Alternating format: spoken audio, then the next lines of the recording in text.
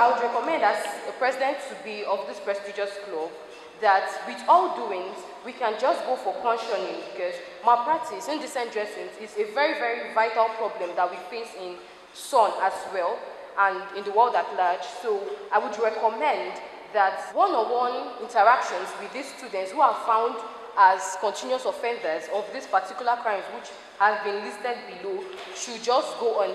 And also we could do talks, because EDTC is known for talks and speeches. We could hold a talk or a seminar on this. I would recommend that a one-on-one interaction be held for these students or all students at large reaching out. We cannot stop talking about it because this is something that goes on regularly.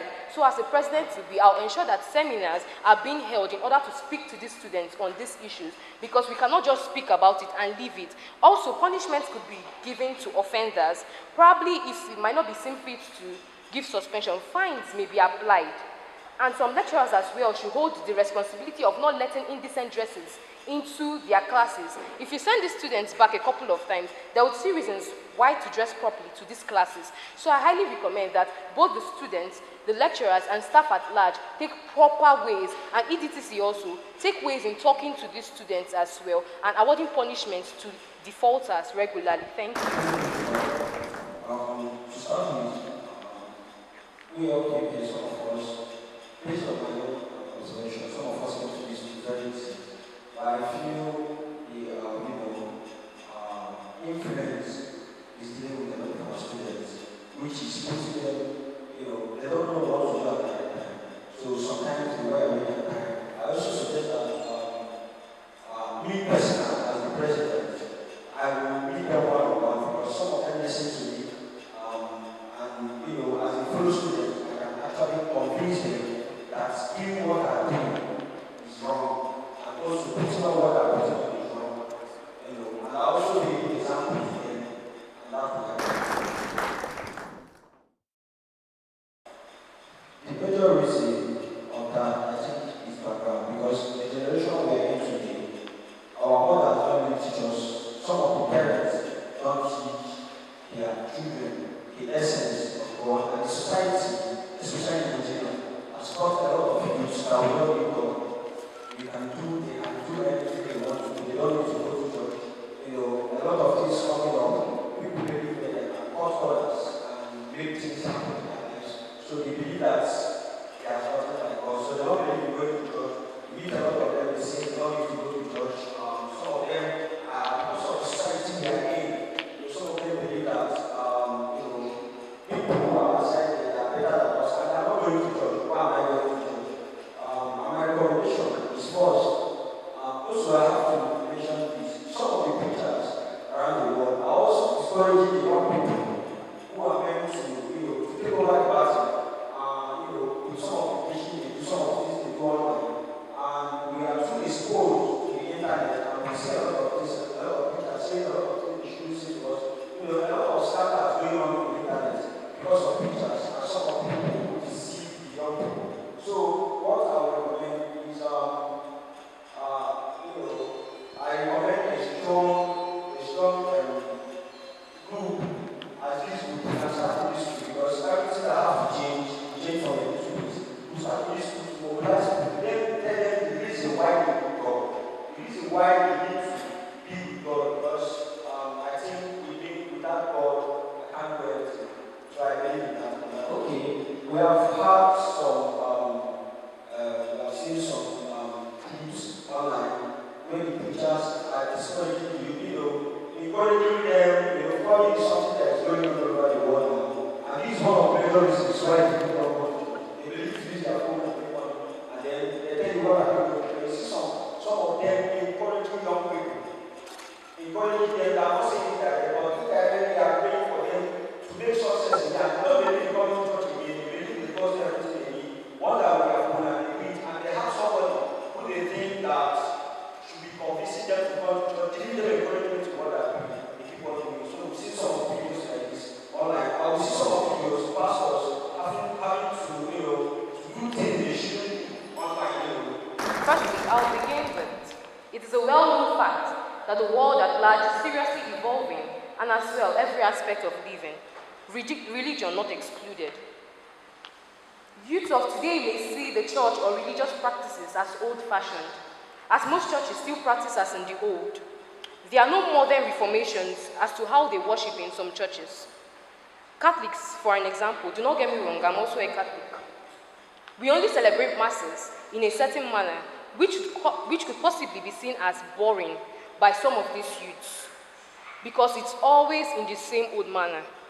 There's a particular hierarchy to which we celebrate the mass. So probably to most of these youths, it could be seen as boring, and it could make them find religion unattractive. Also, we could talk about peer pressure influence in our school today. Coming to church now it's now highly under the influence of peer pressure, if I'm not mistaken. Someone will come out, her friend is not going to church, she will sit back, and they will stay in the hostel.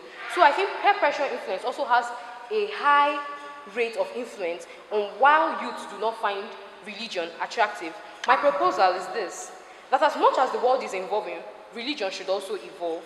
Example, in the Catholic Church, if we could add a phase of praise time, something that motivates the youth, something that drives the zeal of the youth, it could act as a way to enhance this zeal for them to also come to church and find religion, something they find attractive. So adding of praise time to the sequence of the Mass would make it very interesting for these youth also to come to church.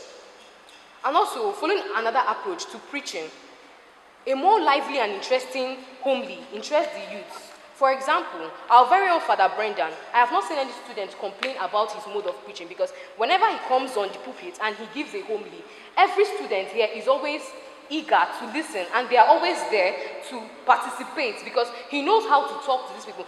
70% of our audience in the church, the congregation, are youths. This is a university. So the approach to which the homily is being given drives the youth. If you talk to them like they are youths, you speak to them, you drive the zeal of the youths. If you take that approach, you will watch that the interest of the youths will be brought back to church, because if they look forward to that kind of homely, they'll want to come to church to get more. So in terms of the peer pressure influence, we could go, also I will advise counseling, because you talk to this person, most students have personal issues, probably experience that they might have faced, so I would like for counselors to meet with these people. They might have personal issues. You talk to them, know what the problem is, and from there we can find solutions. Thank you very much.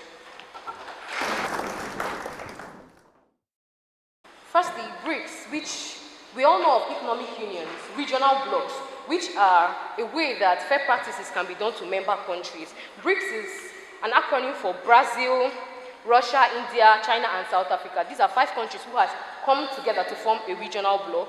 Then neocolonialism, it's the reimposition of imperialist rule, which is using power to dominate an independent country. So in my view, them rolling back this with a stronger and fairer trade, instead of the West to keep dominating, they would find a way to make trade practices easier, and in a better still way, a fairer mode of trade for these countries to also benefit from this. So with this, in conclusion, I think that the BRICS as a whole, they did not allow for this domination because of colonialism for the West to dominate these member countries. So BRICS has achieved this because they do not allow for domination from these other Western countries. Thank you. In earlier 90s, when it was hard for some of the African countries to trade and do some of the businesses that they do because of this particular issue. I remember reading one article that was written by Donald Trump about how China people, they want to buy a product in China, they have to, US want to buy a product in China and send the money to the world. And this is a very big problem. That people promoting their own economic, promoting their own